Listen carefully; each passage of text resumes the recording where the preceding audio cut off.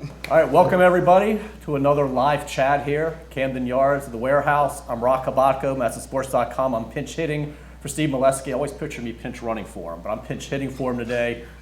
Chris Davis, you see what I did there? Adam Jones, we got questions coming in, Twitter, Facebook. We'll do a couple this versus that, but we should get right to the questions here. I like how you dropped the MASNsports.com. Yeah, hey, shameless plug alert. Might as well. There we go. So let's do this. Keep the questions coming in. They're going to be fed to me here, I'm told. And ready to go? Keep it light. Okay. Real light. Yeah, right. Matt, and it's okay if I mispronounce names clearly. Matt. Please don't mispronounce the name. Okay, I'm curious as to which off-speed pitch both guys dislike the most. I would assume the knuckleball after the other night, too soon. And how do you prepare for that pitch? Stop assuming. That's pretty much all I say to that. I hate the changeup. A righty changeup. I think CD has a better answer. All of them. All of them. Yeah. I just wanted to use this board. I'm gonna use mine too. Yeah. I mean, the knuckleball the guy was throwing the other day was like ridiculous. So you don't see it enough to really develop a deep hatred for it. Yeah, I'd say change up. Because it looks like a fastball, but it's not. But it's not. There you go, Adam. Change-ups. Yeah. There's a problem with the knuckleball too because can that's draw. not strictly what he throws there, right? He's got a couple other pitches he Right. mixes in. Well, and he throws one that's, 78, 80 miles an hour, and he throws one that's 68 miles an hour. So it's just kind of like, all right, grab a tennis racket and go get him. And then he threw me a heater right down the middle. I know. And you're not ready for that one. No, I wasn't looking for it. All right, at M. Whitman, what do players talk about when they're on first base with you, Chris? Is We it get ever this awkward? every time. It's awkward when it's someone maybe that has gotten like their tower buzzed, or like they had a couple of close pitches inside that they weren't really happy about, because then I got to be like the mediator over there and basically be like, that wasn't on purpose. Like we're all still friends. We still like you. But we talk hunting and what size shoe you wear. That's what I asked for. That is, some of those dudes get over there and it's like, guy's like 5'8" and wears like a size 16 shoe and you're kind of like, whoa. But yeah, we don't have like topics or anything. Some people don't even talk. No. Teixeira used to never say nothing. Yeah, he's very formal. He used to be. Now he's like, hey, Hello, bud, Chris. how you doing, bud? Yeah. How you doing? Last couple of years, he really wants to get a little communication going on. I get it. At Ozless in Seattle, what's your favorite Buckism or Buck saying? And I know there are so many. Kind of over Buck. He said something the other day that I was like, man, he says that like every time, and it's like a straight cover up. It's like a guy scuffling. And I think it was his contact to damage ratio, and it's like that means he's not making a lot of contact. Right. But when he is, it's good things. I like the watching the paint dry. Don't get caught watching the paint dry.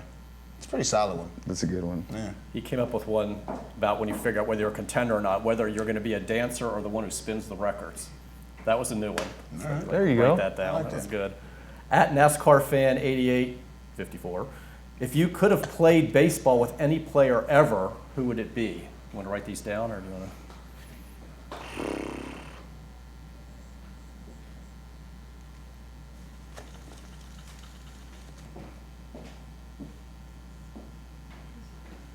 Wrong direction. You can turn it upside down. I forgot about that. Yay. Yeah. I mean, that's a hard question, because it's not like you can be like, man, I heard, Babe Ruth was like a really funny guy, like great. It's like you hear how great of a baseball player they were, but I mean, I feel like both of us are pretty fortunate to have the group of guys that we do. I mean, it makes coming to the field a lot more fun each and every day when you really enjoy the guys that you go to work with. It's makes the 4-hour games seem like 3 hours and 57 minutes. But it's like, there's so many eras. Like Griffey. I think everybody would play with Griffey. Not many people might want to play with Bonds. I would have, but most people might not want to. Maybe against him. definitely against the Tony Gwynn's of the world, Pedro Martinez. You want to be on his team. You don't want to be on another team. Randy Johnson. You want to be behind these guys.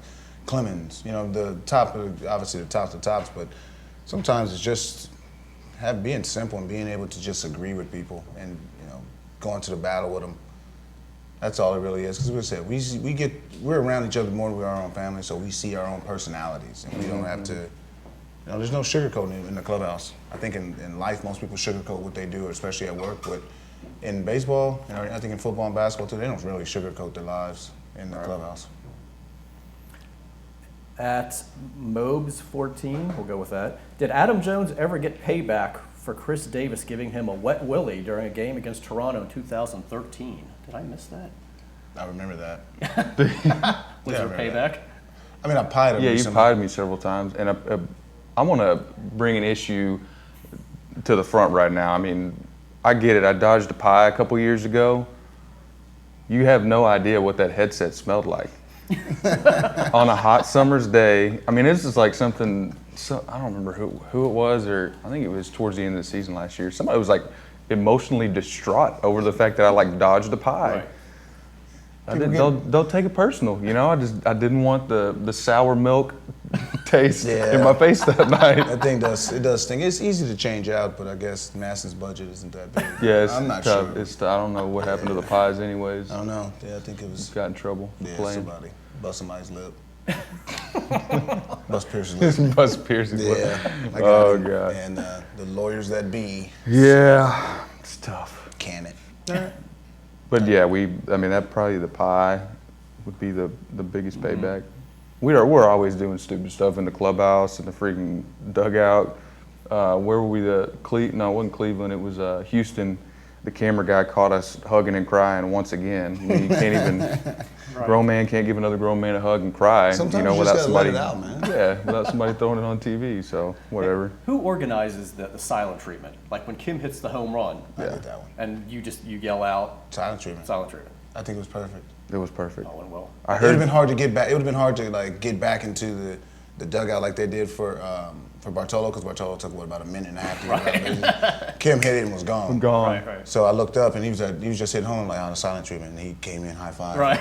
But it was perfect. I mean, I think he's accepted a lot that we've done for him, and just the culture of this game. He's adopted it. Right. And he's been a lot better, I'm sure, than a lot of people have written and pushed the send button about. Right. Right. Well, and like you said, he's getting a little more comfortable. I mean, you know how hard it is to play this game every day when you're from this country. Like, imagine being from somewhere totally different and having a language barrier and all kinds of obstacles. He's really. I think I've seen him more the last few weeks, kind of let his guard down a little bit and get a little mini bat flips in. I still haven't seen the big one. I want to see the big one. I need a big Let one. it eat. I want to throw it over boom. the dugout. Like, All right, at Real Iceberg, proudest moment as an Oriole besides today right here. Yeah, this ranks up there. Today is awesome. Mine, playoffs. yeah. I mean, you play this. One reason why you play this game.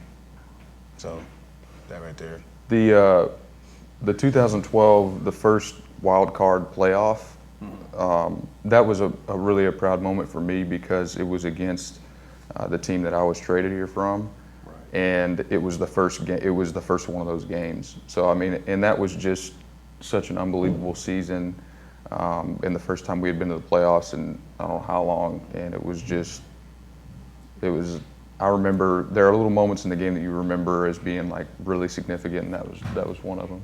I know everybody wants me to say the pitching against Boston, but That was awesome. that was awesome. That was a great end to a horrible day. But Yeah, I'll take it. you take it. You got the dub.